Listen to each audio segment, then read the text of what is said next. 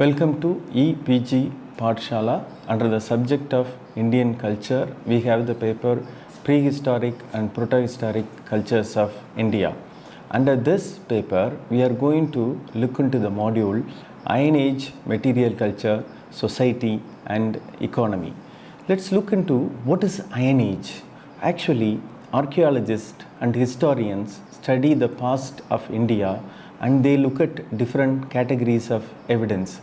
Archaeologists define certain period as Iron Age, while historians define the same period as early Vedic, late Vedic and also Mahajanapada culture.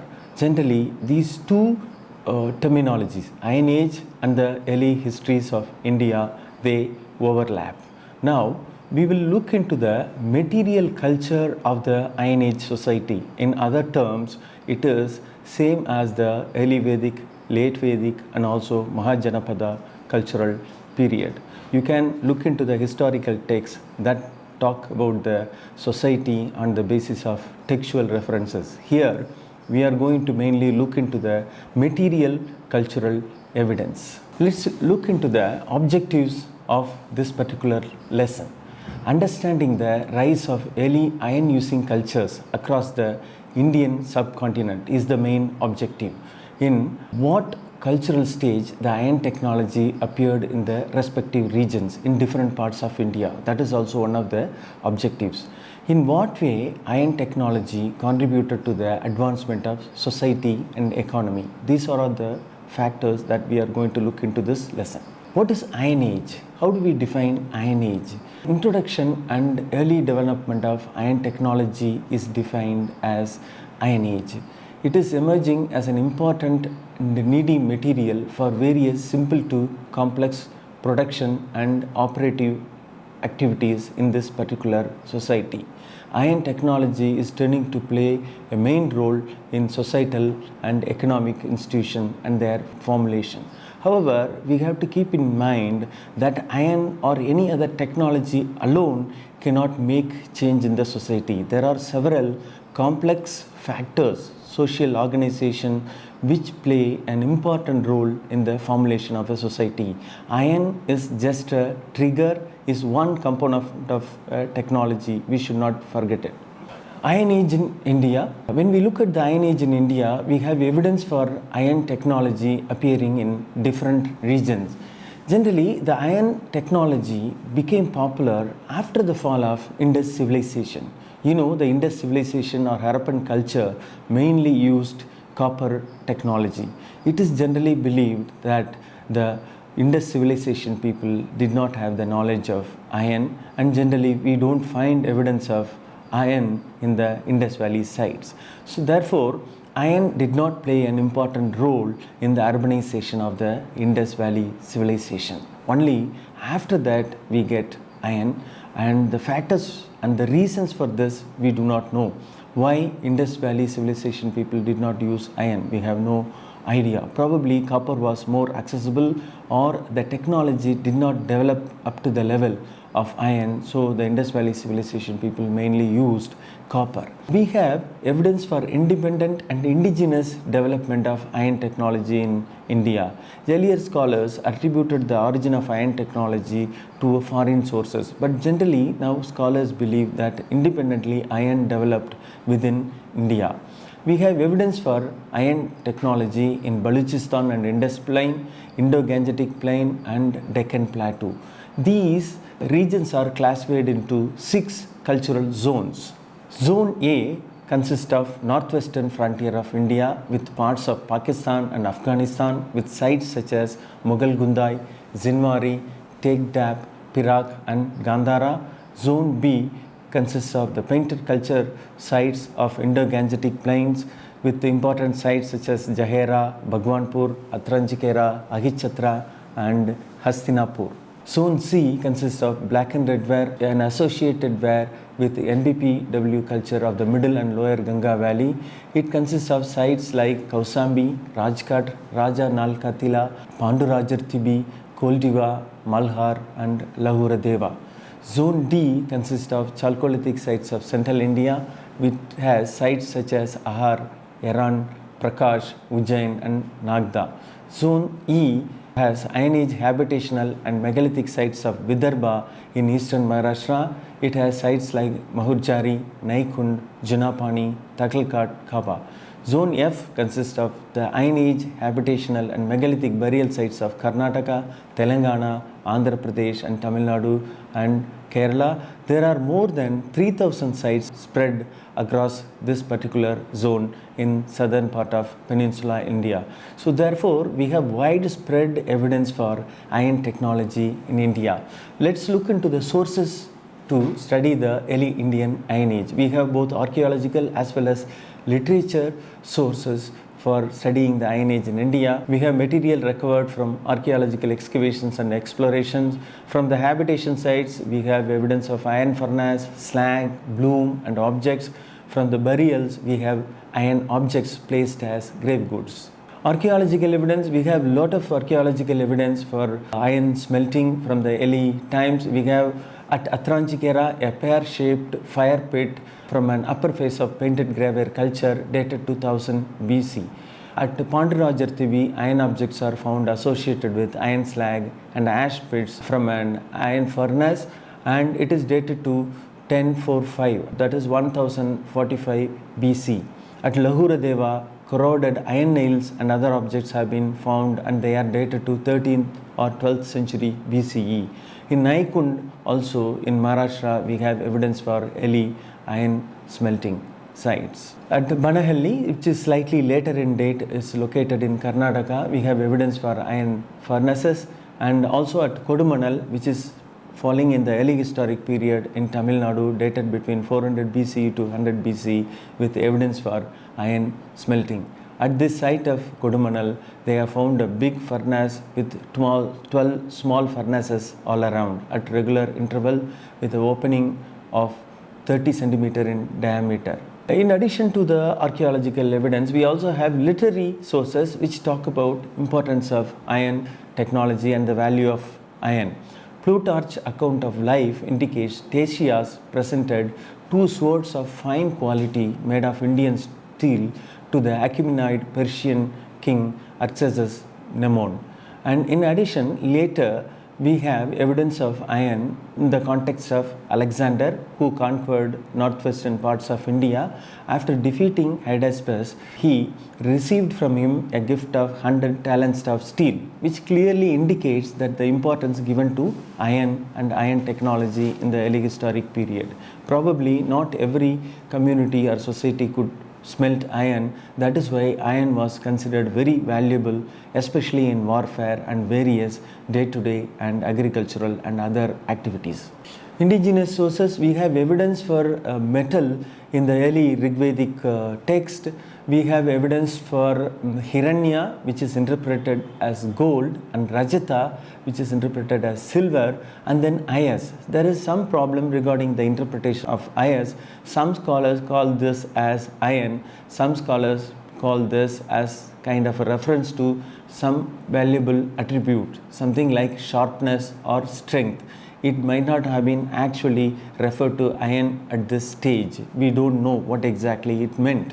Again, in the later text, especially the Sushruta Samhita, while explaining the surgical procedure, speak about the importance of surgical instruments made of iron and steel. The Pali text Chullavagga of 5th to 6th century BCE advised the Buddhist monks to use cheaper containers made of iron. So here we can understand iron became popular because India had more evidence of iron raw material as a source. When compared to copper, it was limited. Therefore, iron sources which are spread across all over India became an easy chance for the people to develop iron technology. So we can understand why iron became more popular than copper, mainly because of the abundance of iron ore across India. We also have a lot of other literature talking about the importance of iron technology. You can look at the e-text to find the important reference to iron technology. We find references in Panini's Ashtadhyayi, Kaudilya's Arthasastra and several other texts.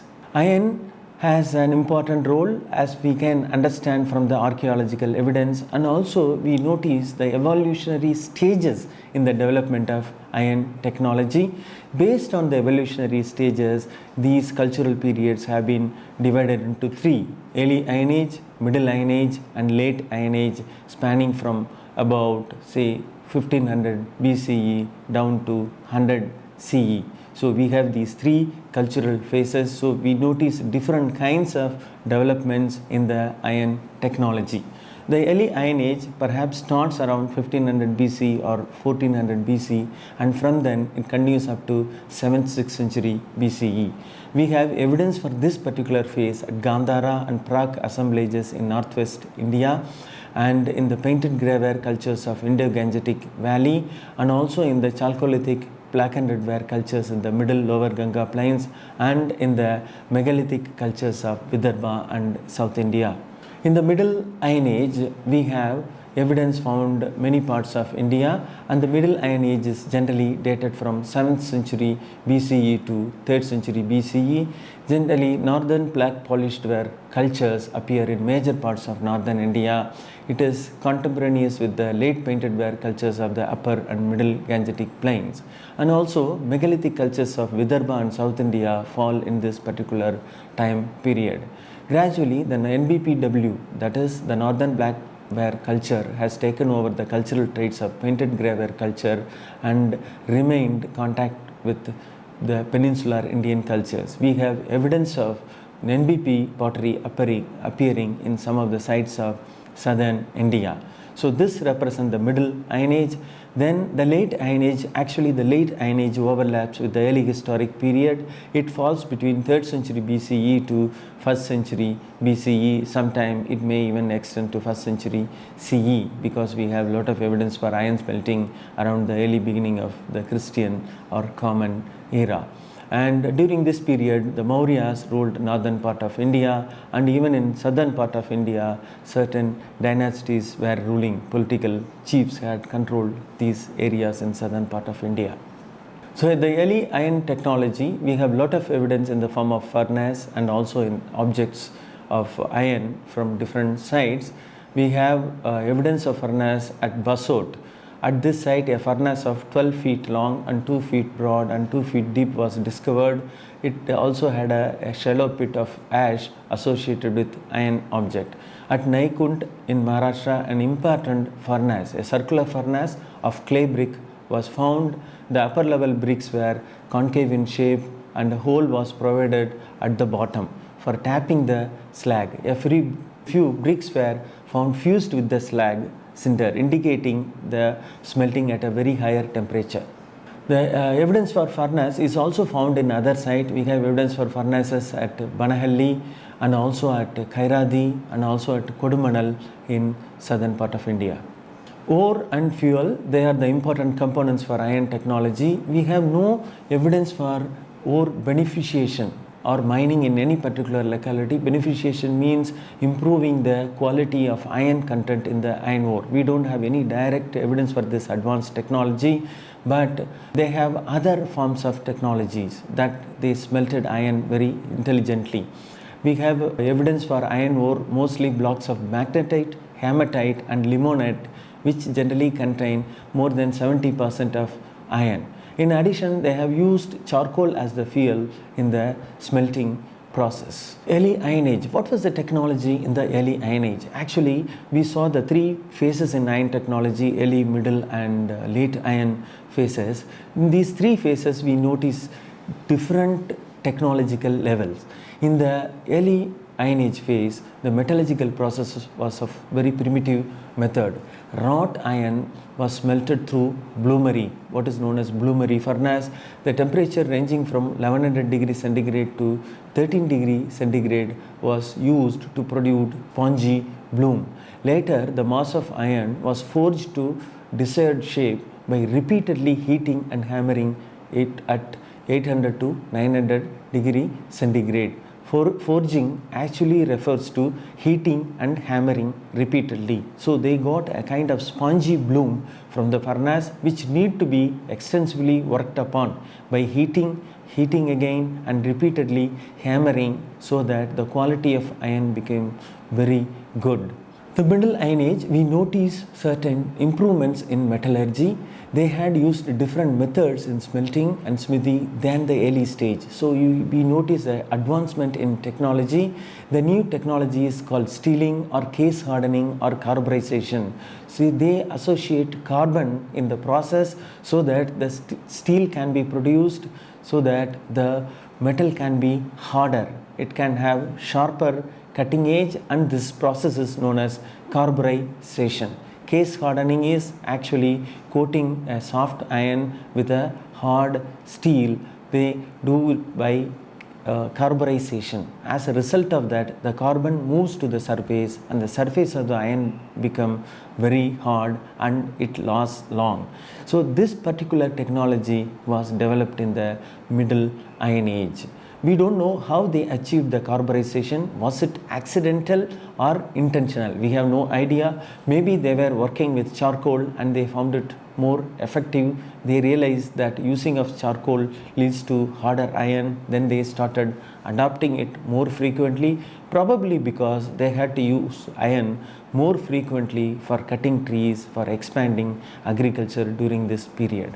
We have evidence for carburization at the site of Rajghat, which is dated to 600 to 400 BCE.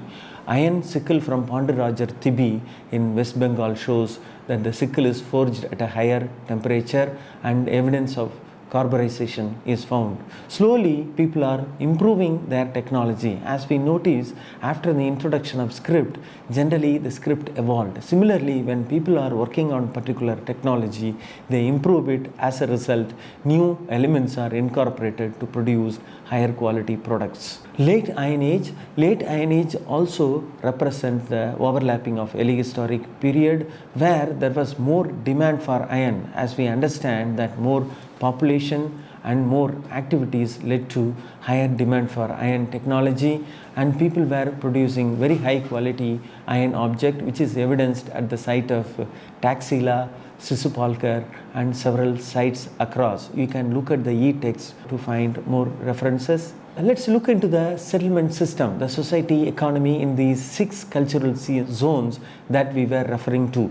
How the people lived, how the iron technology had influenced their lives. In the zone A, we have evidence for early occurrence of iron immediately after the Bronze or late Bronze Age.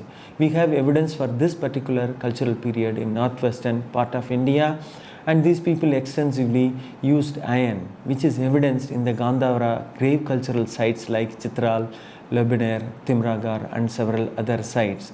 They are generally dated between 1600 BCE to 800 BCE. And there are several sites of these regions, and we find a lot of iron objects at these sites like spearheads, sword blades, hooks, axes, knife blades, weapons, and with bronze fastening and several other objects.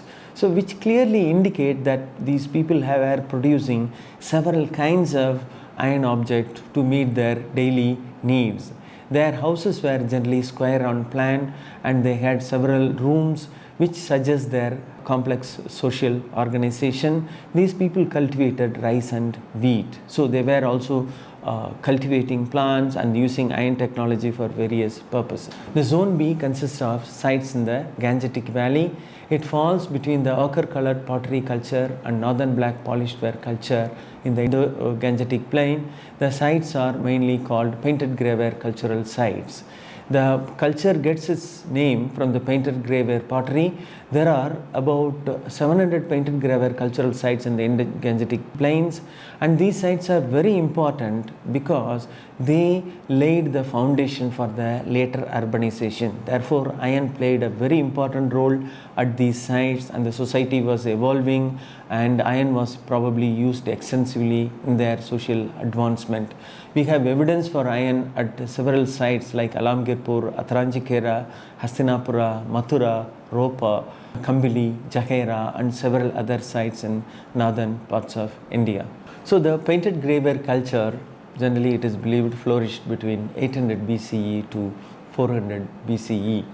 The settlement system during this period included domestic and defensive architecture at the sites like Abaipur, Hat, Ahichatra, Alamgirpur, Atranjikera and Medina. It shows that these people were building some kind of defensive structure around their settlements, showing some kind of conflicts that was emerging in the society, probably in order to prevent themselves from the other people attacking them, or even flood and other elements attacking them. They created defense architecture around their settlements. We have a lot of evidence for domestic structures also at these sites, and their house remains have been found. So the line of development is very much evident in these sites, with the construction of residential structure as well as defense structures. We also have evidence for pit dwellings and huts made of wattle and daub with mud bricks. So they were also using wooden architecture in this particular point of time for their houses. The Medina excavations, Medina is in Haryana, revealed huts situated in the proximity to each other and hearths in open space between them, whereas we can say that this was a space used for cooking. Potter's clay levitation pits were also found near some of the huts. At Bhagwanpura, a complex consists of 13 rooms of rammed mud-walled house was exposed. This definitely indicates that some of the houses were very huge, indicating a different kind of social organization. The structure oriented north-south, and it had 5 rooms in the western side, 7 rooms in the eastern side. And we also have a lot of archaeobotanical remains and also archaeozoological remains from these sites, which indicate full-fledged agriculture as well as animal domestication. The kind of plant remains suggests that they were cultivating different crops. We have evidence for wheat, rice, rahi, kodo, millets, moong, urad, masoor, moth, kulthi, and a lot of plant varieties, and their food grains indicate an agricultural system of both Rabi and Kharif cultivation. That means they were cultivating in 2 seasons in a year, which indicates that the society had attained some sort of complexity. They had to produce a lot of grain so that a large number of population could be supported. The people also depended on cattle and buffalo, and you find their remains at many of these sites. In addition, they were also involving in hunting and gathering. We have evidence for nilgai, antelopes, deer and wild pigs at many of these sites. So clearly these people were having a complex diet which included hunted animals as well as domesticated plants and other domesticated animals. We also have evidence for metal and non-metal objects at these sites. Lot of nails, pins, needles, and many varieties of objects have been found. In addition to that, we have implements in copper, but the varieties of copper implements are less compared to iron, which suggests that iron was used extensively. Copper was used only for limited or specific purpose like ornaments and other specific functions. And in this period, the people were also using, though iron was introduced, people did not discard other materials. People were using stone, and also evidence for bone artifacts are also found. This clearly suggests that some of the activities required bone implements. They were using bone implements also. So we should not think after the introduction of iron, people discarded all other primitive or older materials. People were using other materials also. Generally, people believed that iron suited certain functions more effectively than the other material. That is why they preferred iron for certain activities and other metals for some other activities. Zone C, let's look at the settlement and the society and economy. So the nomenclature of this particular cultural phase comes from the NBP ware ceramics, and it flourished mainly in the middle and lower Gangetic plains of Uttar Pradesh and Bihar. They are found scattered in all along from Taxi in northwestern part of India and Amravati in Dharani Kota. Actually, NBP ware is found a limited number in Andhra. It is more concentrated in northern part. Generally, it indicates the kind of contacts people had in this period.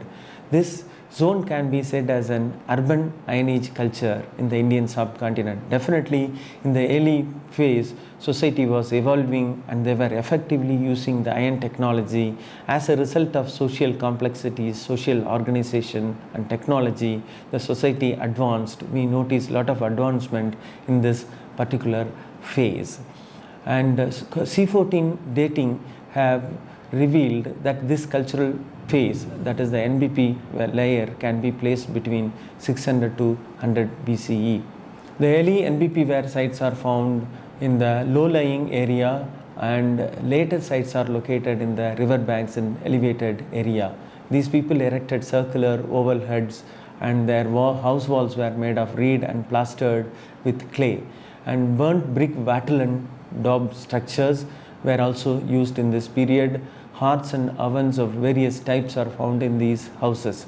So gradually we see a lot of material cultural change and a lot of evidence at many of these sites, and also people were demarcating their living space into various functional areas. That is also attested at many of these sites.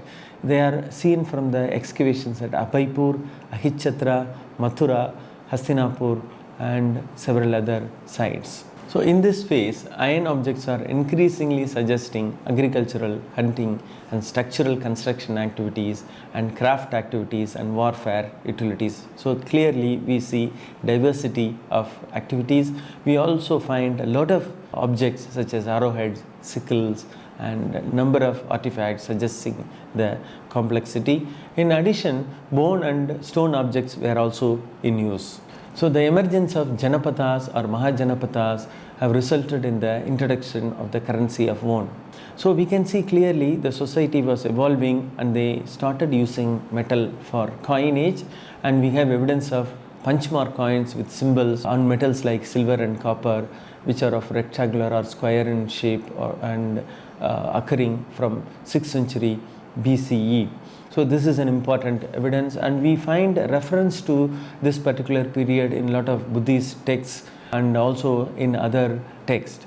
At Narhan, a hoard of coins, 50 pieces, which can be considered to be coins, were found. So similar findings are found all over India, suggesting the use of coinage in the transactions and in exchange. In the early period, people were using mainly barter. Later on, they realized that the metal could be used as an intermediary, which we call as coins. Now the present day money system, monetary system, has evolved from this simple step that people introduced about 2500 years ago. In the zone D and E, we can see their settlement system also evolving, and we have clear evidence found at many sites. And these zone sites are found in southeastern Thar Desert, in the Aravalli Range and northern Deccan, and which are lying in the modern states of Madhya Pradesh, Gujarat and eastern Rajasthan and Maharashtra. These sites have showed continuity from the Chalcolithic or Chalcolithic to the early Iron Age, and later on megalithic to the early historic cultural phases. We find a lot of habitation as well as burial evidence at these sites. So the burials are found generally on the foothills in the barren and undulating landscapes.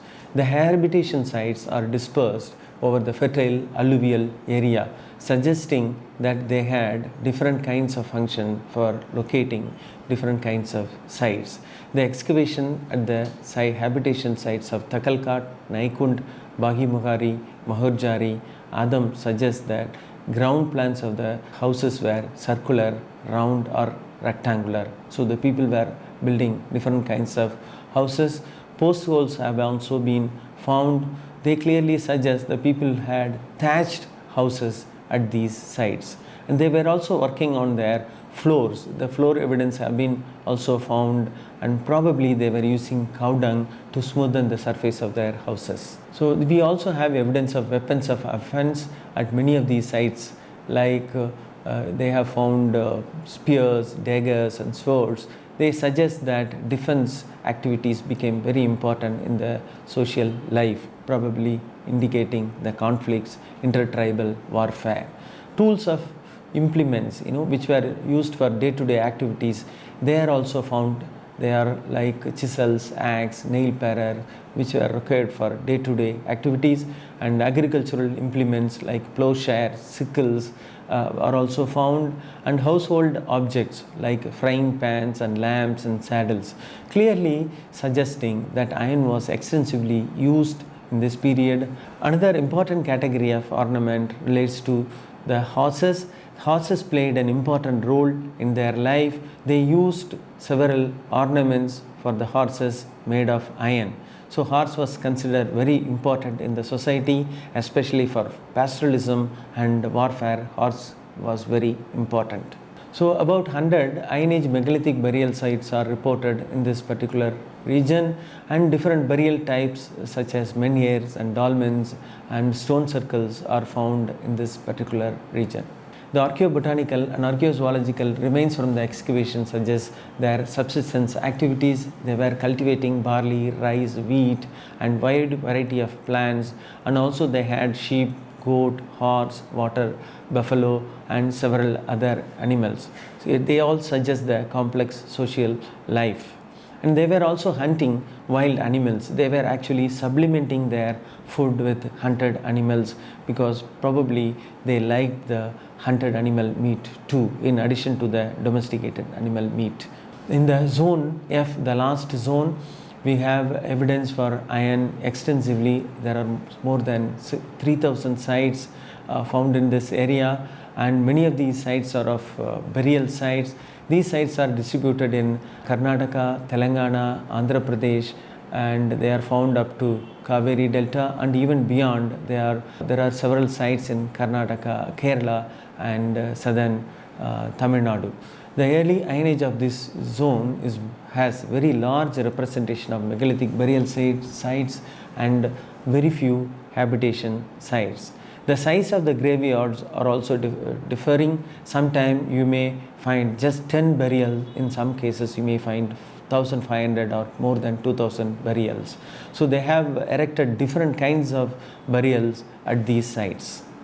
So we also have evidence for their domestic structures and their houses, but they are not very significant. Probably the houses were made of perishable materials, mainly using stones, roughly dressed stones, and also wooden poles. That is why we don't have very detailed evidence of their houses. Generally, they indicate the houses were generally of very simple type. And this is evidenced from many of the excavations. We have evidence for these settlement remains at sites such as Maski, Hyrebengal, Bukkasagra, Ramapuram, Kadabakale, and Sanganakallu. In addition, evidence for embankments. Probably these people were harvesting the rainwater and also beginning to cultivate. That is why some of the megalithic burials are located near the tanks. Another important feature of these megalithic burials are types of pottery. They had used black and red ware, black and red ware, and large number of ceramic vessel types, which suggests these people had a very complex social life and they had required all these ceramic types for their day-to-day activities. One of the important features of these ceramic industry is the presence of graffiti, post-firing mark on these pottery, which suggests probably they had some kind of communication system. We don't know the meaning of these graffiti. Some scholars attribute that they are very similar to various scripts of the world, but we don't know whether it was really a script. But certain burials have revealed a specific type of graffiti symbol indicating that these people were using these symbols probably as clan or group mark, as suggested by several scholars. We do not know the real significance of this. At some sites, these graffiti mark, for example, at Kodumanal, they are found along with the Brahmi letters, Tamil Brahmi letters. Probably these symbols had some significance, we do not know.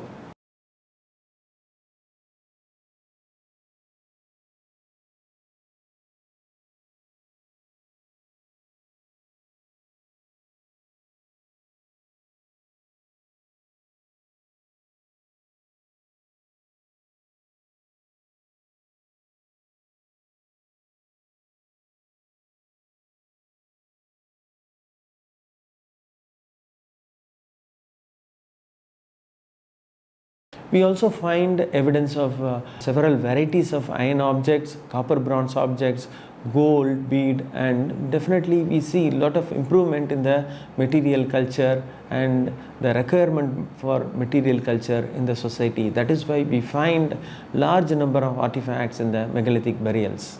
Archaeobotanical evidence has also been found at many of the sites: horse gram, green gram, ragi, kodo millet, common pea. So they were rice and barley, and several crops were cultivated by these people, and they were actually rearing sheep and goat and cattle, and probably even swine and dog and also horse, as evidence from the excavations. So the people had a very complex life.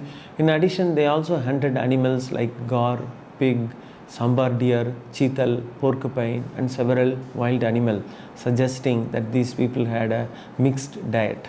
Though no textile as clothing evidence is found, there is some evidence to suggest these people were using cloths. We have textile impression on some pottery from Karnataka. So definitely these people were also weaving. Traces of cloths have been also found at Adichanallur and Nilgiri. So finally, to sum up, we have these 6 zones displaying different kinds of material repertoire, but generally having iron as the predominant material. These people had different kinds of houses. Generally, the houses were we can call as rural in nature. They did not use brick at the middle of the Iron Age. Only at the terminal Iron Age, when the early historic period came, they started using brick, and these people were having different kind of diet. They were using wild animals, they were using domestic animals, they were also using hunted animals. So clearly we see a complex system emerging right from the beginning of Iron Age, and it's becoming much more complex in the later period. Actually, this Iron Age is the period that laid the foundation for the later urbanization of India. So in a sense, we should consider the Iron Age cultures of India are much more important than the Indus Valley culture or the Harappan culture. Generally, our focus has been mainly on the Indus Valley or Harappan culture because of the rich material artifacts. But when we look at the Iron Age spread, we see the developments all across India, right from northwestern part down to Kanyakumari. So probably the iron had an important role because of the availability. The iron ore was available so much, so the people could easily use this technology and develop their society. So clearly we can understand the impact of iron technology. Therefore, it is very reasonable to suggest whenever we use frequently and abundantly available local material in our technology, that development can be achieved very easily. So that is the lesson that we learn from these Iron Age technology of India. So with this, I am closing this presentation. If you have any doubts or questions, you can refer to the e-text as well as the PowerPoint presentation. In addition, there are several articles and books published on the Iron Age cultures of India. You should consult them. Thank you.